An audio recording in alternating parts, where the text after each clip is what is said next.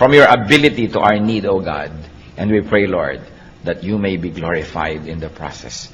Especially as your word take fruits and bear fruits in our lives, bear fruits of righteousness, stability, peace, and godliness. May your word, Lord, be our food. And may you be the true speaker.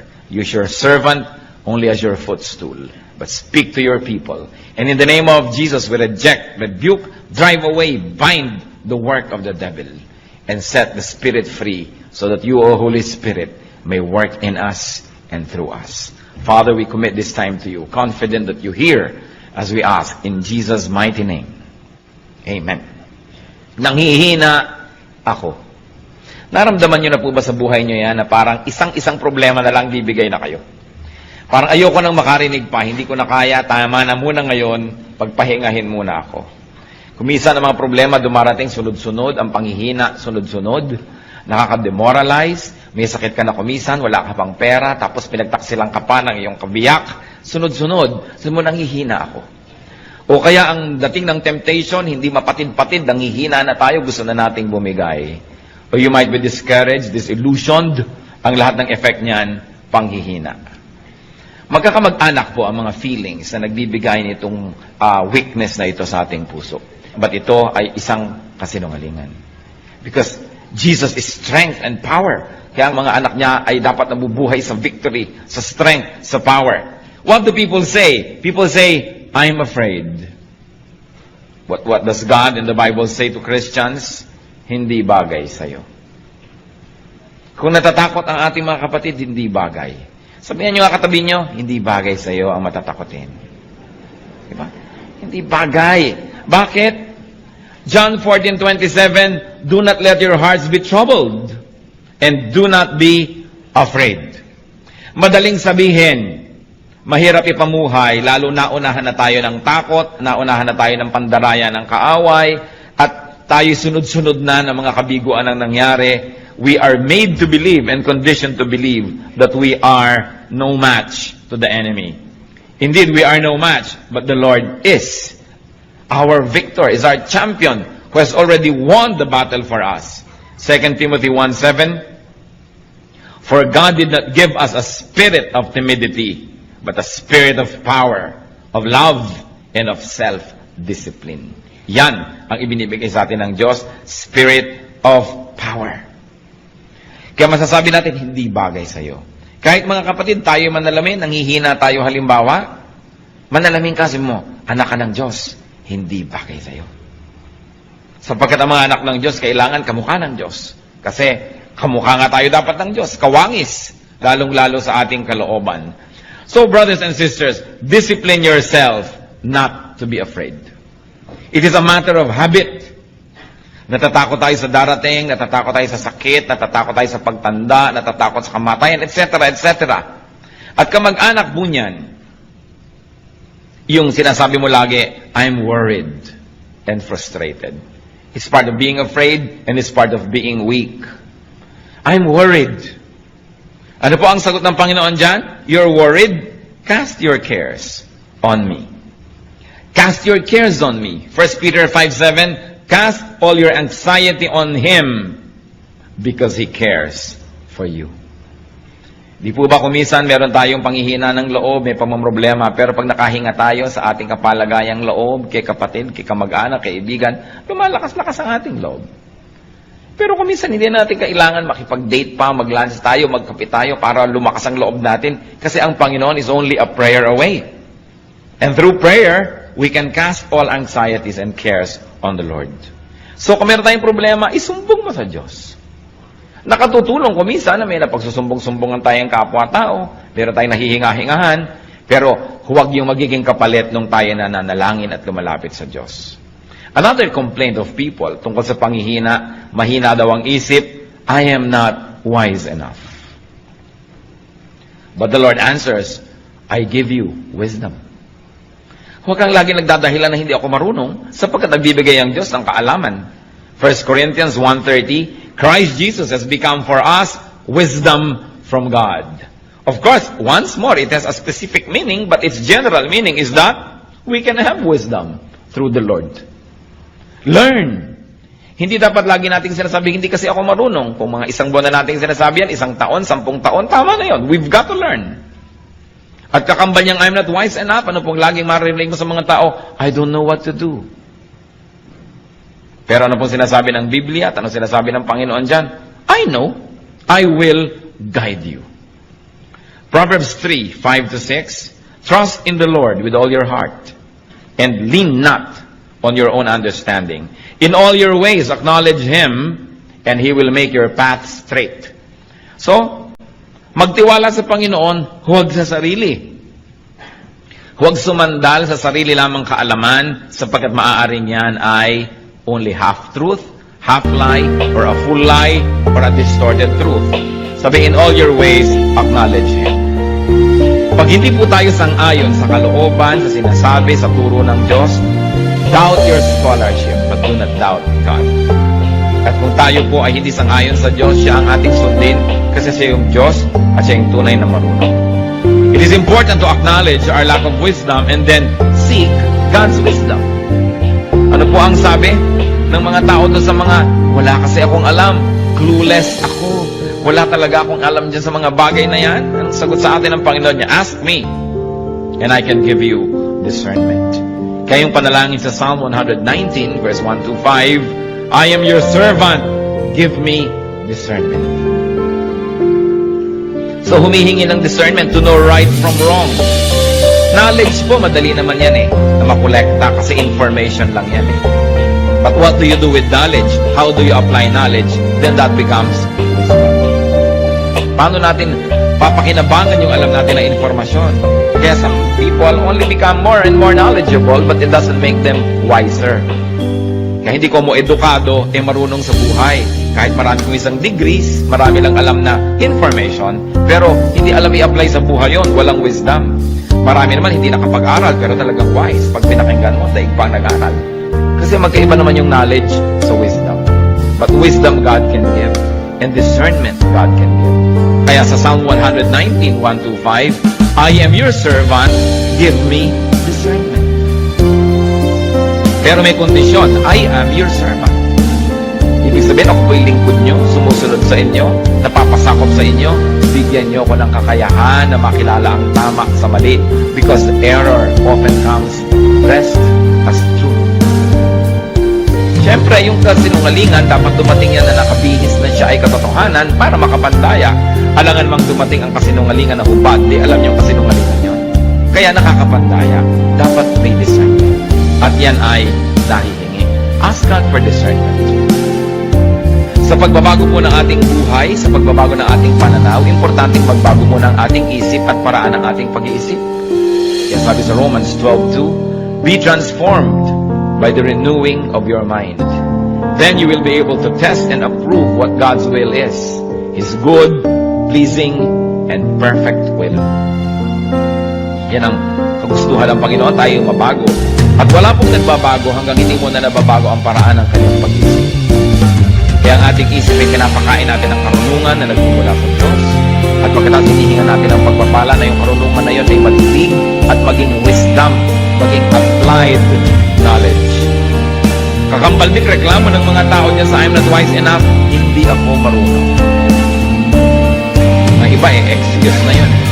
Sa karunungan nga nila, nagkukunwa-kunwang di marunong para hindi maging responsible, para hindi mo asahan at huwag masisi.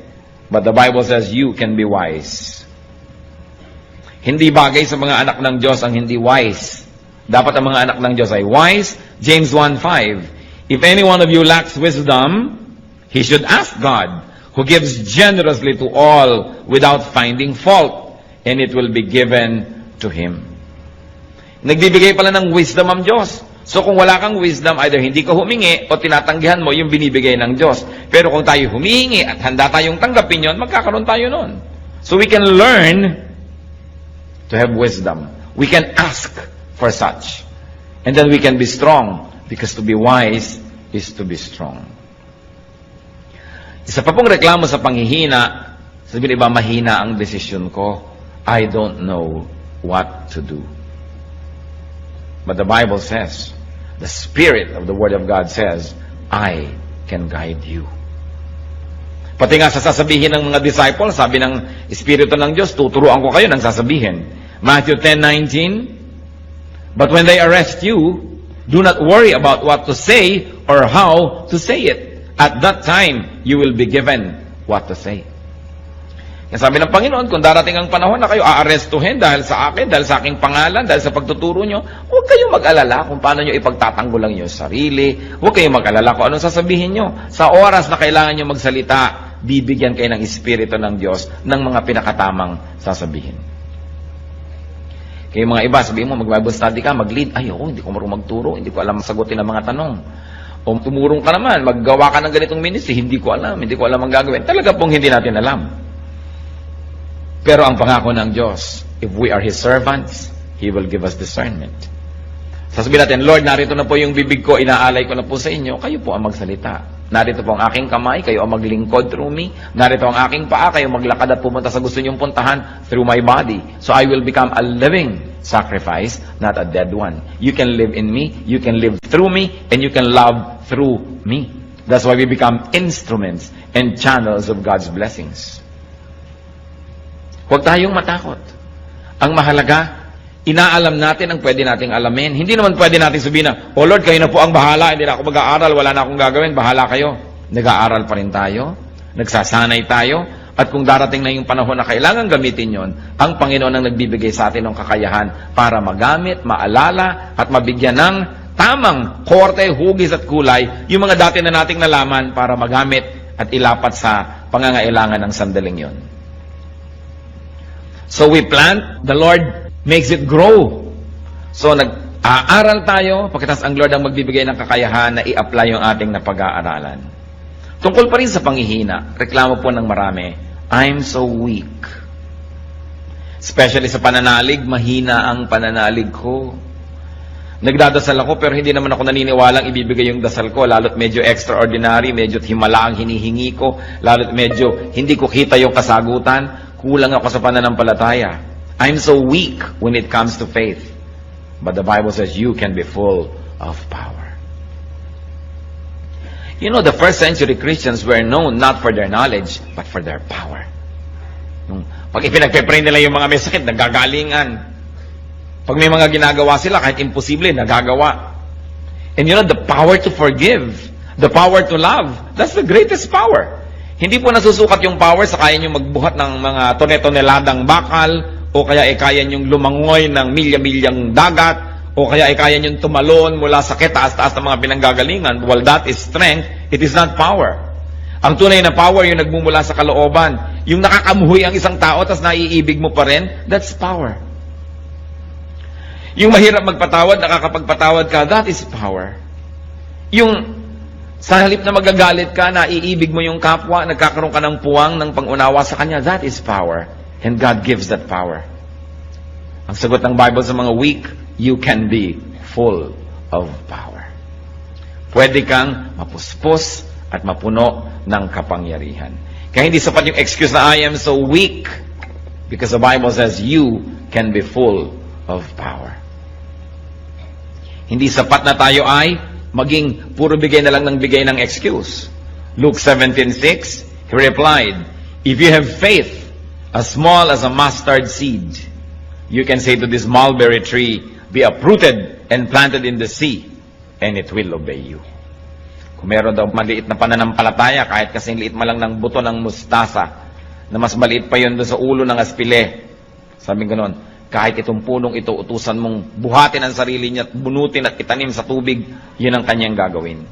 Siyempre, isa yung talinghaga na sinasabi sa atin, walang imposible sa nananalig. Acts 1:8, but you will receive power when the Holy Spirit comes on you. So, Christianity is all about power. Kaya sinabi natin kanina, hindi bagay sa anak ng Diyos yung mahina. Nanghihina ka man kapatid, dapat sandaling-sandali lang para lang hangin na dumaan, pero hindi dapat ang tagal-tagal. Bakit? Sapagkat naaalala natin kung sino tayo. Tayo yung mga Kristiyano. Naaalala natin kung sino ang tumataguyod sa atin, si Kristo. Naaalala natin kung ano ang nagawa niya at nagagawa at patuloy na gagawin, lumalakas tayo. Kaya hindi bagay sa mga anak ng Diyos ang pinanghihinaan ng loob ng matagal. Paminsan-minsan, dinadapuan ka, parang langaw, ayaw mo man, nadadapuan ka, pero siguro naman nabubugaw mo para hindi magtagal. So, ganon din yung mga espiritu ng panghihina. Pag dumapo at nadayakat ng hina ka, teka, sino ba ako? Anak ako ng Diyos. Sino ba yung nagsusustain sa akin? Si Kristo, na pati ang kamatayan ay kanya nagapi. Sino ba ang kakampi ko? The Lord of Lords, the King of Kings. So, bakit ako ganito? Hindi bagay sa akin. Therefore, the Bible says, you can be strong. 2 Corinthians 12:9. But he said to me, my grace is sufficient for you. Church, read aloud. For my power is made perfect in weakness. Therefore, I will abundantly about my weaknesses, so that Christ's power may rest on me. Ano sabi ni Lord? My grace is sufficient for you. My power is made perfect in weakness. Kaya sabihin natin, Lord, weak po ako sa area na yan. Sabi niya, mabuti. Strength ko yan eh. Hindi ka aasa sa sarili mo, umasa ka sa akin at makikita mo, magiging strong ka. Lord, 3 araw na ho, weak pa rin ako. Kasi hindi ka umaasa sa akin, umaasa ka sa sarili mo. Lord, weakness na weakness ko po, yung ganyang magagandang mga babae. Sabi ni Lord, strength ko yan. Umasa ka sa akin. Halika, tuturuan kita, tutulungan kita. Lord, weakness ko po yung pera. Pag pera na pinag-uusapan, talagang nalilito na ako. Kung nasan ang kaliwa at nasan ang kanan. Sabi ni Lord, strength ko yan. Tuturuan kita. Lord, weakness ko po yung magalit. Pagka napoprovoke ako, talagang napakadali kong magalit. Strength ko yan. Makinig ka sa akin, sumunod ka sa akin. Kung yung mga weaknesses po natin, papayagan natin ang Panginoon, doon ay kumilos at punuin yon. Yun ang magiging strength natin. Kaya sinabi, when I am weak, then I am strong. Kung yung weakness ko, isusuko ko sa Diyos. Alam niyo kung bakit nagkakandagi-giba ang buhay natin? Dahil sa weakness. Yung weakness, isinusuko kay Satanas. Weakness ko ang pera, tapos sabi ni Satanas, etong pera, sunod ka na agad. Kaya nasisira.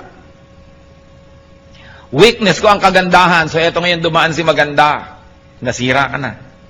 Weakness ko yung pride, so tinempt ka ni Satan to be proud because God will not tempt you to be proud. O bumigay ka na, naging ka ng proud, nasira. Tatandaan po natin, yung weakness can make or break you. Your weakness can make you if you surrender it to Christ and let the strength of Christ apply to that weakness. But your weakness can break you if you surrender it to Satan. Kaya nangyayari po yan kung minsan, o may mga hihinang ngipin, o yung ipinagawa at ipinaayos sa magaling na dentista, yun ang pinakamalakas. Kasi na-ministeran Kung minsan may mahihina ka sa iba't ibang subject sa school. Kung saan ka nagpa-tutor at nagpaturo, yun ang nagiging strength mo. Kasi pinayagan mo na yung strength ng iba, malagay dun sa area of your weakness. That's why if the strength of God is applied to our weaknesses, then we become very strong. Kaya yung po mga mahina, sabihin natin, then I'm strong. I can be strong through Christ. Kaya ang sinasabi dyan, I can do everything through Christ who gives me strength. Weakness makes room for God's power. Hindi ba ganun din yung mag-asawa? O masakit ang pakiramdam ko ngayon, mahina ang katawan ko, ikaw mag-drive. O yung isang nagda-drive. Where I am weak, you are strong. And because I relied on your strength, my weakness became strength.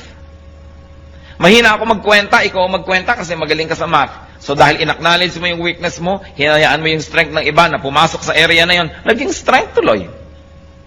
Mahina ako sa pagdisiplina sa mga anak natin, ikaw nga magdisiplina, susuportahan kita, nagiging strength. So ano po ang weakness nyo, kapatid? Ibigay nyo sa Panginoon, magiging strength. Kaya sinabi natin, hindi bagay na mahina ang isang Kristiyano. At tungkol din sa panghihina, pagreklamo ng marami, lanta na ako. No more energy.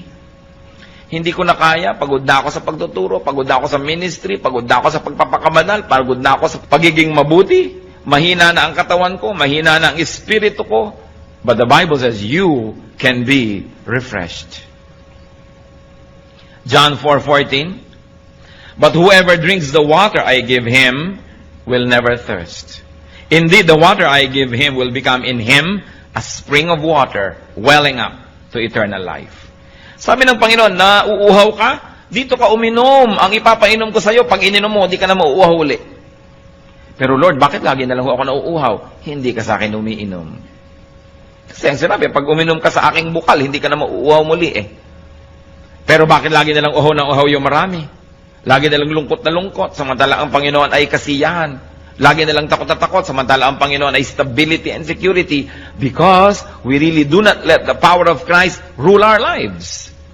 Kaya ang sabi sa Psalm 1, verses 1 to 3, Blessed is the man who does not walk in the counsel of the wicked, or stand in the way of sinners, or sit in the seat of mockers. He is like a tree planted by streams of water, which yields its fruit in season, and whose leaf does not wither. Whatever he does prospers. So ano man daw ang ginagawa nung tunay na nakasausaw ang kanyang ugat doon sa batis ng Panginoon, kahit anong ginagawa niya ay nagiging mabunga. So paano natin malalaman kung hindi tayo nakasausaw sa batis ng Panginoon? Hindi tayo mabunga. Baliktarin nyo lang. Kasi pagka nakasausaw ka daw, mabunga ka, hindi ka mabunga, di ibig sabihin hindi ka nakasausaw. Hindi po, lagi naman ako sa church. Hindi ibig sabihin, no, nakasausaw na tayo sa tunay na salita ng Diyos. Palabasan naman ako ng Bible, ang dami ko alam na verses. It doesn't follow that we are already godly and we are really drawing strength from the Lord. Kailangan talaga tunay, hindi pakitang tao, hindi panglabas, at hindi pangimbabaw lamang. Lalaliman natin. So, ang mga anak ng Diyos, hindi bagay na lalanta. O ba't ganyan lang itsura mo? Lumong-lumo na ako eh. Pagod na pagod ako sa kabutihan. Teka, hindi bagay yan sa'yo. Hindi ka dapat nalalanta ng ganyan. Baka hindi ka planted by streams of water. Akala mo lang. Kaya kailangan lagi tayong nagre-renew ng ating relationship with the Lord. Lagi tayong nagre-renew ng ating kabanalan. Humihingi ng tawad sa ating mga kasalanan. Nag-aaral ang mga salita ng Diyos at patuloy na humihingi ng karunungan kung paano i-apply yun. Yung iba ang panghihina nila, hindi ko kayang gumawa ng mabuti. Ano? Yung biyanan ko, kakausapin ko, hindi ko kaya yan.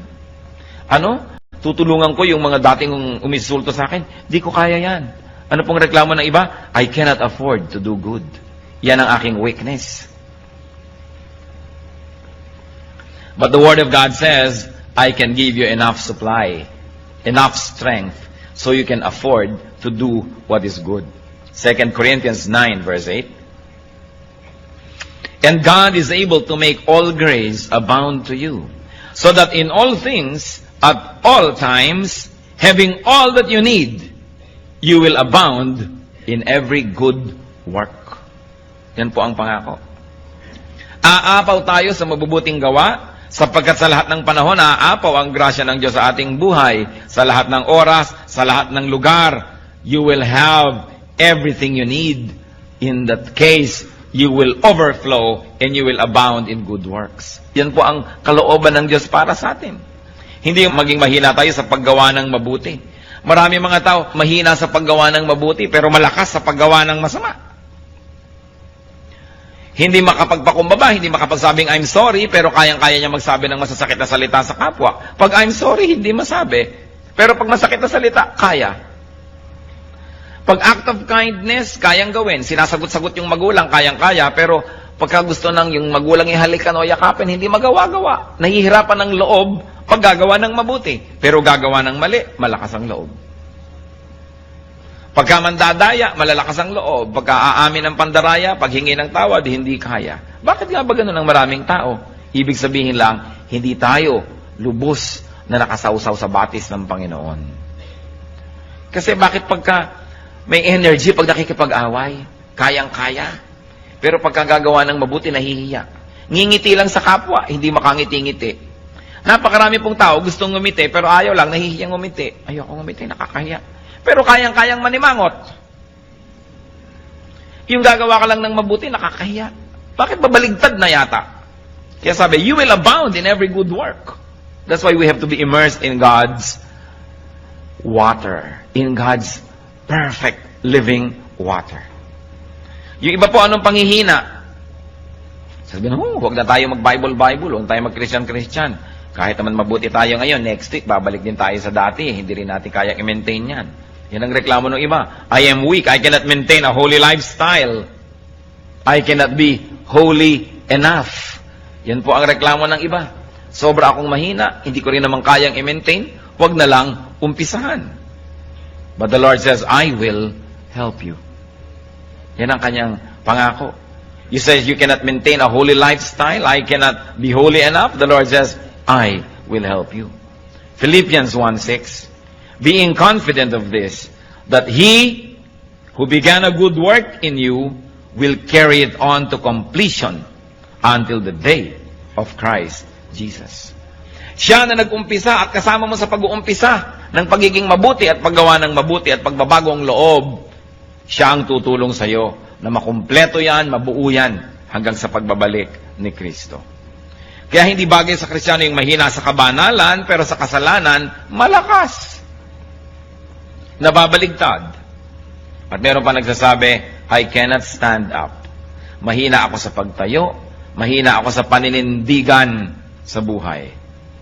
But the Word of God says, I can enable you. Hindi mo kayang tumayo, pero kaya kitang tulungan na tumayo at manatiling nakatayo. Romans 14:4, who are you to judge someone else's servant? To his own master he stands or fall, and he will stand, for the Lord is able to make him stand. Kaya daw nating tumindig sapagkat ang Panginoon ang magbibigay sa atin ng kakayanan. Kaya rin nating manindigan. Weakness, ano po bang ibig sabihin yan? Pag sinasabi nating nangihina ako, merong mga nangyari na sunod-sunod, kaya nakarating tayo sa ganong estado ng panghihina. At isa lang po, ang pinagmumula ng panghihina, yung pag-asa sa sarili lamang. Weakness comes from dependence on yourself alone. Because if you depend on God, your weakness will translate into strength. Pag tayo'y umaasa sa Diyos, ang kahinaan nagiging kalakasan. Where we are weak, we become strong. So mga kapatid, isa lang po itong simpleng analysis. When you are weak, it means you are depending on yourself. Or you are depending on other people. That's why you are weak. Because the moment you depend on God, and you let God do His mighty will, then your weakness becomes strength. Hindi natin sisisihin ng Diyos. Bakit po mahina ako dito? Pinapabayaan niyo na yata ako. Sabi niya, where you are weak, you will become strong. But you've got to do it my way. You've got to give me space. You've got to let me do what I'm good at doing. And that is to restore you, to strengthen you. But remember, God gave us free will. How you use that free will make or break you. Saan po ba tayo mahina? Tayo na lang nakakaalam. Alam ng Diyos. Huwag naman ninyong gawing kahinaan yan last year, kahinaan pa ngayon, kahinaan pa next year. What is important is that we are changed from glory to glory. That we become Christ-like. More and more Christ-like. That we do not become sinless, but we sin less and less and less. Na hindi tayo lagi nagtatago sa likod ng mga excuses na, ganyan talaga ako, tanggapin mo na lang kung ganyan. Yun talaga ako, sapagkat hindi good enough, yung ganun lang talaga. Kailangan magbago ng magbago, at binibigyan naman tayo ng Panginoon ng kapangyarihang magbago. One of the noblest way, most sublime way to worship God is to be more and more like Him. Mabuti yung pag-awit, mabuti yung offering, mabuti yung pagsayaw sa Panginoon, mabuti yung pagtugtog, pag-worship.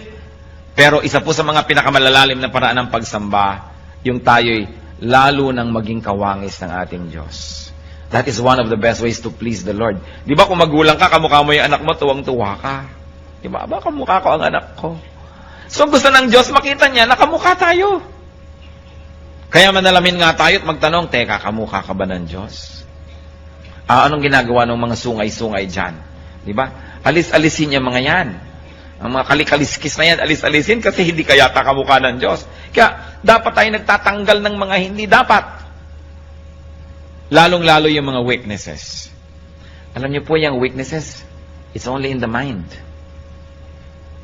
Nakita niyo yung mga pag may biglang sunog? Ano nangyayari kahit buong refrigerator nabubuhat eh. Pero pag tapos na yung sunog, 3 na yung nagbubuhat, di pa maibalik-balik yan. Kasi alam nyo, yung inisip mo, kailangan ko itong gawin, nagkakaroon ng pagbabago sa iyong katawan, sa iyong buong pagkatao na nagagawa mo yung dapat gawin. Eh kung sunog lang yun, nagkakaroon tayo ng lakas. Eh di lalo na kung alam natin that this is a spiritual warfare, that we must win. Dahil meron tayong lakas, lalo't ipinangako ng Diyos, I will never leave you, I will never forsake you. So niya, cast all your cares upon Him, for He cares for you. And when you are weak, you will become strong. What you must do is to allow the Lord to enter that weak area and do His will. Huwag tayong tumanggi. Huwag tayong makialam sa Diyos. Sumuko na lang tayo. Kaya ano-ano po ba yung mga areas na yan? Kung tayo nang hihina, remember, dahil umaasa tayo sa sarili lamang. Sapagkat kung umaasa tayo sa Diyos, we are planted by living waters. Our leaves do not wither. We bear fruits in season. Sabi niya, I'll give you living water and you will thirst no more. Yet why do many of us thirst in various areas of our lives? We thirst in our emotional life, in our intellectual life. We thirst here and there. We long for what we should not be longing for. Sometimes we become jealous and covetous and mainggitin pa at kung ano-ano. It means that we are not letting the Lord work in our weakness. Isang inaalagaan pa natin yung weakness na yun na, alam mo naman, weakness ko, dapat pinapansin ako. Talagang pag hindi ako napapansin, nagagalit ako. At yung hindi ka mapapansin, nagagalit-galitan ka pa at dinadagdagan mo pa. Dahil sasabihin mo, ako ito, kailangan bilhin mong ako ito. No, we should be changed. Be changed by the renewing of your mind. Ang kagustuhan kasi natin kumisan, paikutin ang buong planeta, mag-adjust sa atin. Yung tuwang-tuwa tayong, huy, talagang pag nakakakita ng pula yan, nagagalit, kaya huwag ka magpapakita ng pula. Talagang pagka nai-ignore yan, nagagalit, kaya papansinin mo lagi. Lalo tayong bine-baby ng mundo, lalo lamang lumalaki yung loob natin sa ating mga kalikuan. Kaya pag alam natin, mali ako dito, Lord, I surrender this weakness to you. Turn it into strength. And I know that the Lord will do it because God said it. And if God said it, then it must be true. Hindi pwede na nabubuhay tayo sa weakness. Gustong-gusto ni Satan yung naniniwala kang weak ka eh. Kasi yung kaya mong gawin, hindi mo na ginagawa, nakumbinsi ka na hindi mo kaya. Alam niyo si Satan, pipigilin niya una na masave ka. Pipigilin niya na ipanganak ka muli, na magkaroon ka ng panibagong buhay. Pag di niya napigil yon, at di naman niya kayang pigilin, kung gugustuhin ng may katawan, di niya mapipigil. Pag di niya napigil yon, ang susunod niyang pipigilin, lumago ka sa pananampalataya. Pipigilin niya yan. Kukumbinsihin ka niya, hindi talagang maramdamin ka, dapat unawain ng mga taong maramdamin ka. Hindi talagang itong weakness mo, hayaan mo nang, yan ay i-maintain mo na, kasi konti lang naman ang weakness mo, dapat weakness mo na talaga yan, tanggapin na lang nila yan. Yan ang mga pandaraya ng kaaway para huwag tayo mag-grow. Sapagkat ang tao, pag ikaw ipinanganak na muli, dapat ka namang lumago at mag-mature. Kaya ang goal natin, first is to have a new life, the rebirth, and then to grow into maturity. Pero ang dami hindi nagmamature. Because they continuously believe in the lies of Satan na okay ka na, pwede na yan. Kailangan hindi. Kailangan patuloy tayong humihingi ng pagbabago. At pag nag-go-grow ka, nagiging kang strong, anong gagawin ni Satan? Bibigyan ka ng mga kadayaan. Mahina ka, hindi mo kaya.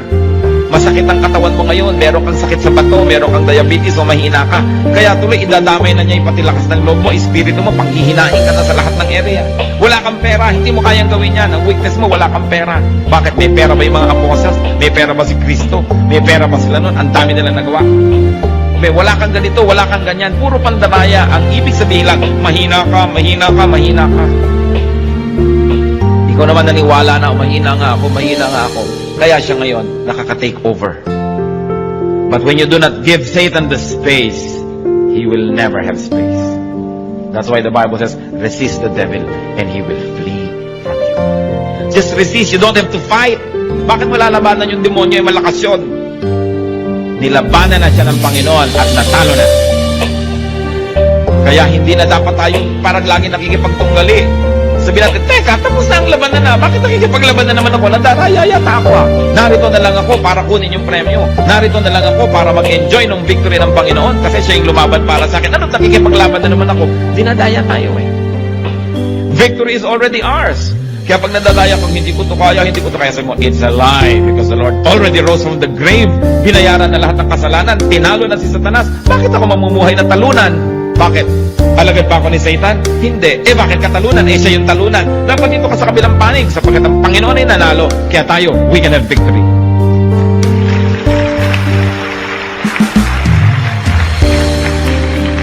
Malaking bagay po kung minsan yung naaalala mo kung sino ka. Meron akong kilala. Napakabuti ng pamilyang nilakihan, mabuti naman yung naging foundation ng kanyang buhay.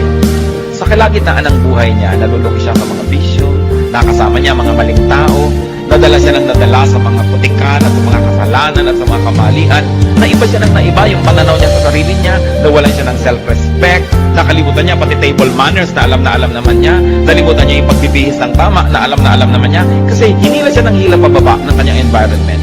Pero minsan nakasakay siya sa jeepney at sa traffic, napag-isip-isip niya kung sino siya, sino pinagdalinan niya. Sabi niya, teka, pag tinitingnan ko yung sarili ko, hindi ako ito. This is the distorted version of me. And I was distorted because of the wrong company I kept. I was distorted because of the wrong beliefs I espoused. I was distorted because of the wrong activities that I indulged in. Babalik ako sa aking sarili. Babalik ako sa kung sino ako talaga.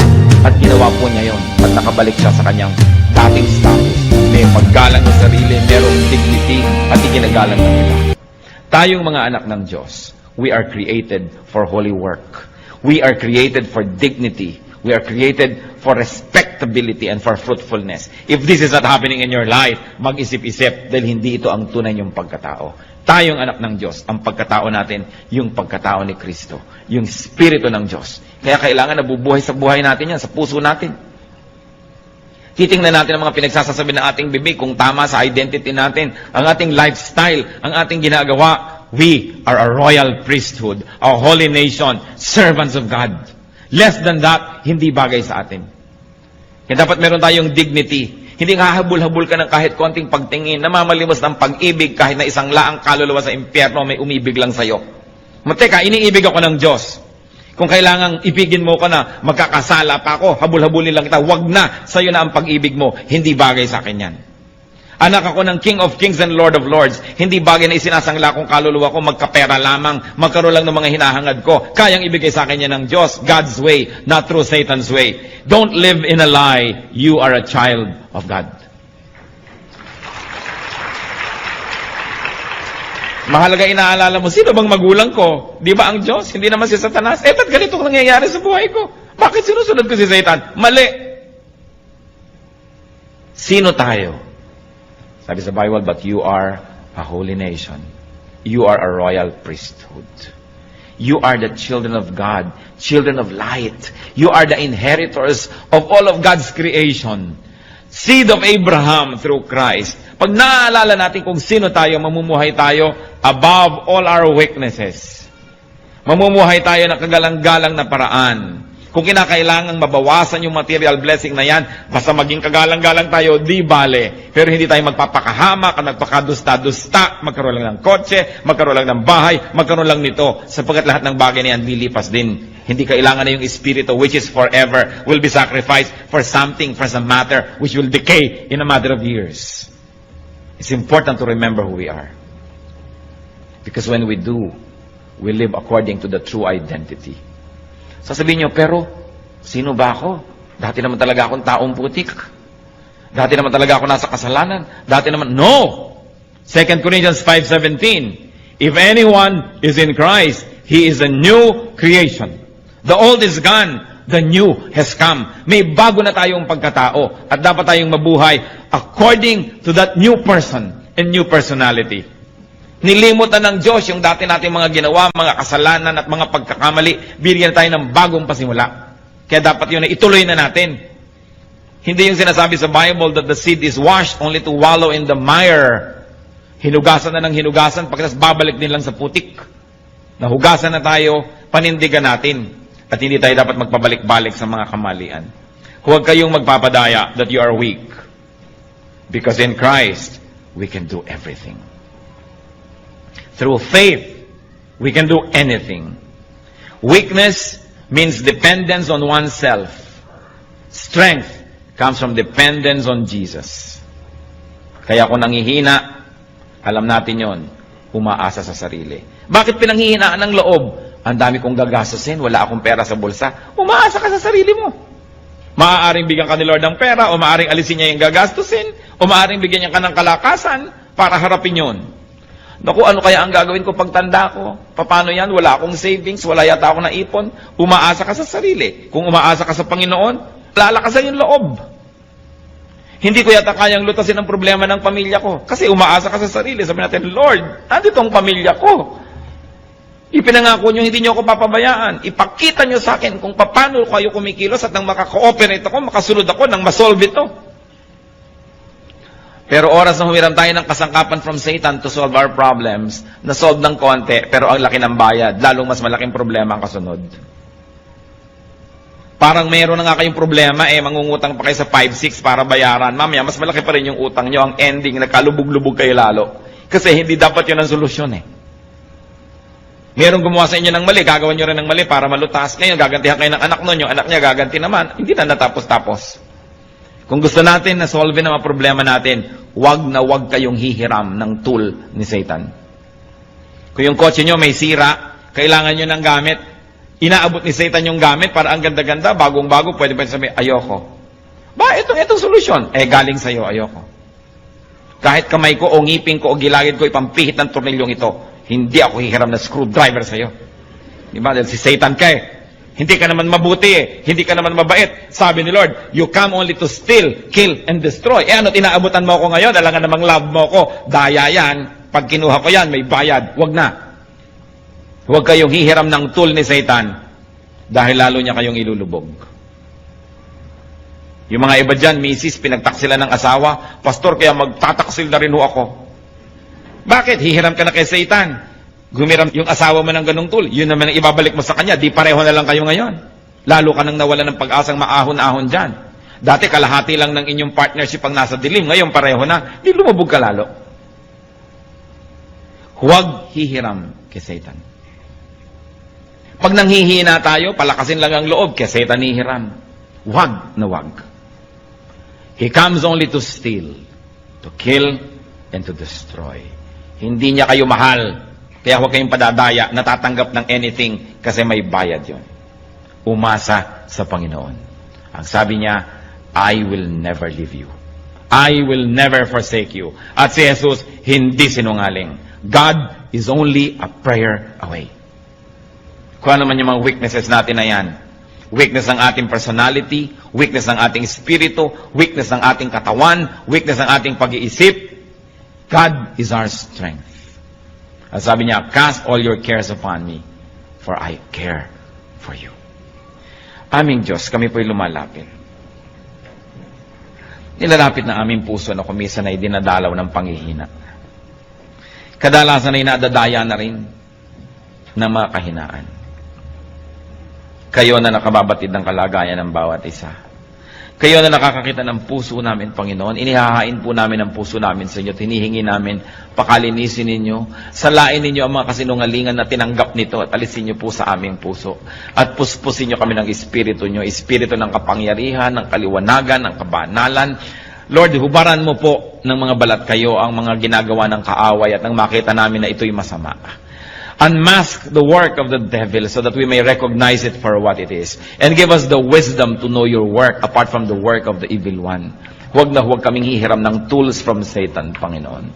At sa mga kahinaan namin ito, alam nyo ito, kayong lumikha sa amin. Di pa man kami sinisilang, nasilayan nyo na kami sa sinapupunan ng aming mga ina. At alam nyo, Panginoon, ang mga kahinaan namin. And we ask you, Lord, like empty cups, we fill our hearts to you. Fill our cups with your strength. Fill our hearts with your power. Palitan mo ang mga kahinaan namin ng kalakasan mo, O Panginoong Jesus. At itinataboy namin ang anumang hinihiram namin kalakasang huwad galing kay Satan. In the name of Jesus, we reject all things that we have mistakenly borrowed from the evil one. All methodologies, all tools from Satan, we reject and rebuke in the name of Jesus. At Lord, kami nagbibihis ng iyong pong kapangyarihan. Clothe us with your strength. We are the people of strength because we are your people. As we are your people. As we are your